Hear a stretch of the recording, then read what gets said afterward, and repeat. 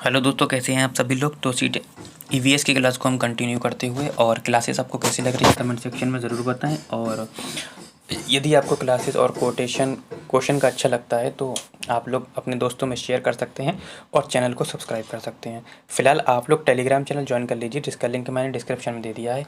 उसमें 2011 से लेके 2023 तक के सारे क्वेश्चन पेपर मैंने अपलोड कर दिए हैं आज, तो आप लोग जाकर डाउनलोड कर सकते हैं। ठीक है बेटा, फ़िलहाल हम क्लास को शुरू करते हैं। क्वेश्चन नंबर 11, बांस के खंभे के ऊपर लकड़ी का घर कहाँ होता है? उड़ीसा में होता है, असम में होता है, लद्दाख में होता है, श्रीनगर में होता है। बेटा बांस के ऊपर लकड़ी के ऊपर जो बांस के खंभे के ऊपर लकड़ी के घर असम में होते हैं। क्यों? क्योंकि बेटा यहाँ पर क्या होती है, बाढ़ जो होती है आपकी, बाढ़ ज़्यादा आती है। बाढ़ क्या होती है? ज़्यादा बाढ़ आती है। ठीक है, इसलिए यहाँ पे जो होते हैं ऊंचे ऊंचे खंभों पर क्या होते हैं बेटा, ऊंचे ऊंचे खंभों पर घर बनाए जाते हैं। क्या बनाए जाते हैं? घर बनाए जाते हैं। ठीक है बेटा, और ये कितने ये देखो 3 से 3.5 फीट होते हैं। कितने? 3 से 3.5 फीट ऊपर होते हैं। ठीक है, सॉरी 3 से 3.5 मीटर आएगा। ठीक है, जब मीटर में भी पूछ सकता है। और फिट की बात करेगा तो 10 से 12 फिट होगा। ठीक है, 2 क्वेश्चन बनते हैं, एक फिट से बनता है, एक मीटर से बनता है, इसलिए कन्फ्यूज़न नहीं होना है।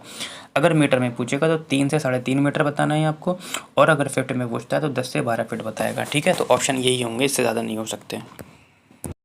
क्वेश्चन नंबर 12, पर्यावरण में रचनात्मक आकलन क्यों महत्वपूर्ण है? ठीक है, कहता है कि ये शिक्षाओं में पर्यावरण दृष्टिकोण के विकास में सहायक है, ये निदानात्मक है, ये पर्यावरण के अच्छे प्रकार से समझने में सहायक है, या ये लेना आसान है। देखो बेटा, जो रचनात्मक आकलन किया जाता है ये हफ्ते में दिया जाता है, पहले भी दिया जा सकता है। ठीक है, शिक्षा के, और बाद में भी दिया जा सकता है, और हफ्ते के बीच बीच में दिया जा सकता है। यानी कि ये रचनात्मक जो आकलन किया जाता है बेटा, निदान करने के लिए किया जाता है। यानी कि बच्चे की कमी का पता लगाया जाता है और उसके बाद क्या कर दिया जाता है, उसका उपचार कर दिया जाता है, जिसे हम उपचारात्मक शिक्षा भी बोलते हैं। ठीक है, तो जो रचनात्मक आकलन निदान करने के लिए किया जाता है और उसके बाद उसका उपचार कर दिया जाता है कि बच्चे में किस चीज़ में परेशानी है। ठीक है बेटा, क्वेश्चन नंबर 13 कहता है आपका कि एक शिक्षक के दृष्टिकोण से निम्नलिखित में से किसे आप शिक्षण में वैज्ञानिक विधा के लिए सबसे उपयुक्त समझते हैं? अवधारणाओं के शिक्षण हेतु तकनीकी का प्रयोग दिखाना। देखो बच्चे को दिखा रहे हैं आप, दिखाने से वैज्ञानिक विधा का उपयुक्त नहीं होगा। फिर कहता है कि शिक्षार्थियों को परियोजनाएं देना हो सकता है। अवधारणाओं से संबंधित गतिविधियों को शिक्षार्थियों से कराना, ये भी हो सकता है। शिक्षार्थियों को कक्षा में, डी वाला ऑप्शन बेटा नीचे की वजह यहाँ पे टाइप हो गया, कोई दिक्कत नहीं। शिक्षार्थियों को कक्षा में अब भावनाओं को स्पष्ट कराना। भावना स्पष्ट कराने से विज्ञानी का कोई लेना देना नहीं है। अब ऑप्शन जो बच्चों को परेशान करेगा, या तो बी करेगा या तो सी करेगा। अगर थोड़ा सा आप डेप्थ में जाते हैं तो आपको अंदाज़ा होगा कि कह रहा है कि अवधारणाओं से संबंधित जो गतिविधि हैं को शिक्षार्थियों से कराना। ठीक, दूसरा कहता है कि शिक्षार्थियों को परियोजनाएं देना। अब दोनों ही ऑप्शन आपको क्या लग रहे हैं? ठीक लग रहे हैं। तो हमारा हिसाब से जो ऑप्शन होगा, जो मुझे भी लगता है, ऐसा नहीं है कि मैं ठीक बता रहा हूँ, जो मुझे लग रहा है मैं बता रहा हूँ आपको, मुझे लगता है कि ऑप्शन नंबर सी होना चाहिए। क्यों? वैसे बी वाला भी ठीक है कि शिक्षार्थियों को परियोजनाएं देना, परियोजनाएं दे दी खाली बच्चों को, उसमें हम इन्वॉल्व नहीं हैं। लेकिन ये कहता है कि अवधारणाएं जो हैं से संबंधित जो भी गतिविधियाँ हैं को शिक्षार्थियों से आप कराइए। इससे क्या होगा, वैज्ञानिक का पता चलेगा कि बच्चा क्या क्या कर रहा है। तो मेरे हिसाब से ऑप्शन नंबर जो होगा सी हो जाएगा। क्या हो जाएगा? सी हो जाएगा। बाकी आप लोग एक बार देख लेंगे, और अगर इसमें थोड़ा सा डाउट हो तो आप मुझे कमेंट सेक्शन में बता सकते हैं कि सर हाँ ये आंसर आपका गलत है या बी वाला है। ठीक है, अगर आप बी वाला बताते हैं तो मुझे इसका लॉजिक भी देंगे। ठीक है, कमेंट सेक्शन में।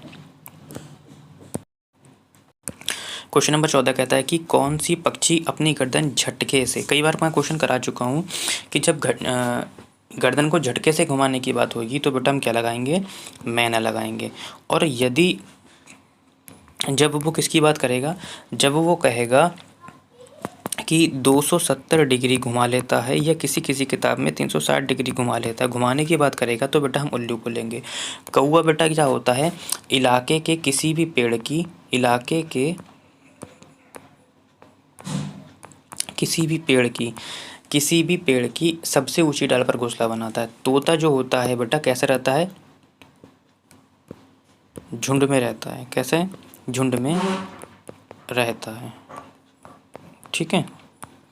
जबकि चील और कौवे में कन्फ्यूज़न होता है कि सर चील और कौवे में कन्फ्यूज़न होता है। देखो चील जो होती है इलाके के सबसे ऊंचे पेड़ की और सबसे ऊंची डाली पर घोंसला बनाता है। मेरे जो बोल हैं वो सुनिए, इलाके का सबसे ऊंचा पेड़ होगा और उस सबसे ऊंची पेड़ की भी सबसे ऊंची डाली हुई उस पर घोंसला बनाती है। जबकि कौवा जो होता है इलाके के कोई से भी पेड़ की और सबसे ऊंची डाल पर घोंसला बनाता है। ठीक है, समझ में आ गया? आगे बढ़ते हैं। क्वेश्चन नंबर 15 कहता है कि एक शिक्षक कक्षा 6 के शिक्षार्थियों को घूर्णन पढ़ाना चाहता है। क्या पढ़ाना चाहता है? घूर्णन पढ़ाना चाहता है। निम्नलिखित में से कौन सी सबसे अच्छी विधा होगी? गतिविधि आधारित, उदाहरण देना, प्रदर्शन, चर्चा। वैसे ये चारों ऑप्शन आपके ठीक हैं पढ़ाने के लिए, लेकिन मैंने आपको बताया था आप केवल चर्चा करेंगे तो खाली बच्चा सुनेगा, प्रदर्शन करेंगे बच्चा केवल देखेगा, उदाहरण देंगे बच्चा केवल सुनेगा। लेकिन यदि आप गतिविधि कराएंगे तो बच्चा इसमें इन्वॉल्व होगा। क्या होगा? इन्वॉल्व होगा, यानी कि वो अपने हाथ से कर कर देखेगा। और मैंने बताया था जब बच्चा खुद से कर कर देखेगा तो वही ऑप्शन सबसे ज़्यादा बेहतरीन होगा, इसलिए ऑप्शन नंबर ए को मैंने टिक किया है। ठीक है, तो हर चीज़ का एक लॉजिक होता है और लॉजिक होना ज़रूरी है।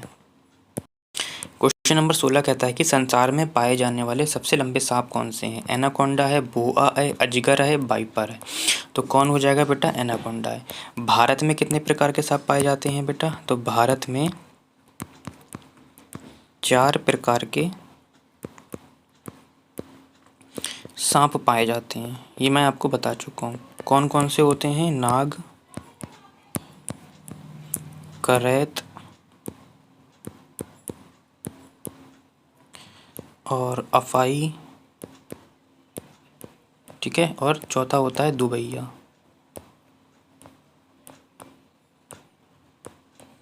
ठीक है बेटा, तो भारत में 4 प्रकार के सांप पाए जाते हैं, नाग, करैत, अफाई, दुबैया। ठीक है, आगे बढ़ते हैं। क्वेश्चन नंबर 17 की निम्नलिखित में से कौन अंतर्राष्ट्रीय ख्याति प्राप्त वेटलिफ्टर हैं? सुनीता विलियम्स, बछेंद्री पाल, सूर्यमणि और कल्लम मल्लेश्वरी। तो बेटा जो वेट उठाती हैं यानी कि वेट लिफ्टर हैं वो कौन है? कल्लम मल्लेश्वरी हैं। ठीक है, वर्तमान में ये कितना वेट उठाती हैं बेटा? तो अगर वर्तमान में पूछेगा ये कितना वेट उठाती हैं तो 130 किलोग्राम वेट उठाती हैं। ठीक है, भारत के बाहर इन्होंने कितने मेडल जीते हैं? तो भारत के